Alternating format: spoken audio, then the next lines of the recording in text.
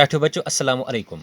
Class 6 बच तो टाठियो बच्चों कुछ लेसन पढ़ा सर ऐसे लेसन पढ़ा a tale of two birds तो टाठियो बच्चों एम ब्रोट कर शे क्वेश्चन यानी यम textbook question thinking about the poem तो थिंकिंग अबाउट द टेक्स्ट तो टाठियो बच्चों यह पार्ट कोर सोरे तो आज गोब्रो कर लैंग्वेज वर्क तो अजकिस वीडियो मज करो लैंग्वेज वर्क तो fill in the blanks with appropriate words. Fill in the blanks with appropriate words. The gobro is good question yet. The gobro landed, amazed, hit, flew, surprises. The gobro you must fill in the blanks yet. The yim words with karo yim fill. The goduk chase gobro. The lesson chase pormad lessons man chase yim gobro yim point amad yim chase discuss karimit. The goduk point yet mas the strong wind.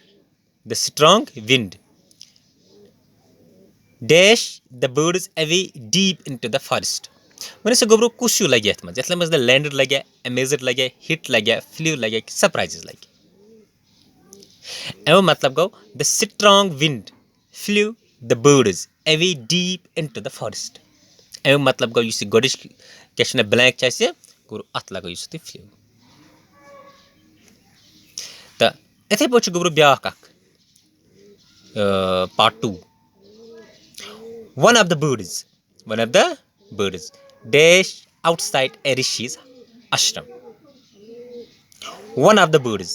When it's landed here, amazed here, hit here, can surprises here. Kusui. So when you go bro, one of the birds landed.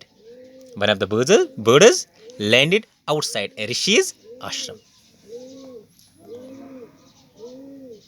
The tattoo boch ithe poch 3 blank. The king seemed.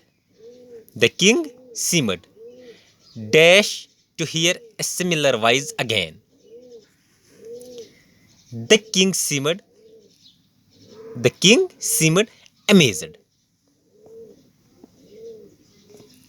The king seemed amazed to hear a similar voice again. The etay perch gobru suryam you see blank che the heavy branch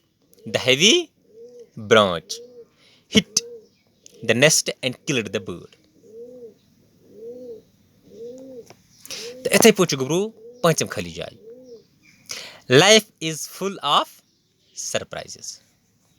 The tacho boch itkana kura se language work che goro az kura se goduk part. Fill in the blanks with appropriate words. The inshallah next videos mas karo is gobru write down the meaning of the following phrases. तो इंशाल्लाह अगर ज़िंदगी next videos में करो ये part तो रोज़ रब सलाम।